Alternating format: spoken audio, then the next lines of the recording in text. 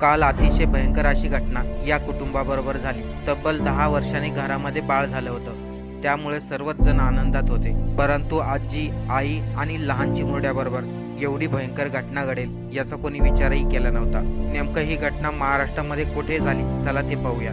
मृणाली अजय बेसरकर, वय वर्ष 38 असे आईचे नाव, आशालता वय वर्ष 65 असे आजीचे नाव, तर ओमोग असं लहान चिमुरड्याचे नाव। हे सर्व कुटुंब पुण्यामधील रहिवासी। परंतु घरामध्ये 10 वर्षांनी बाळ झालं होतं, त्यामुळे मुलाचा बारसा करण्यासाठी हे संपूर्ण कुटुंब छत्रपती संभाजीनगरला गेले होते।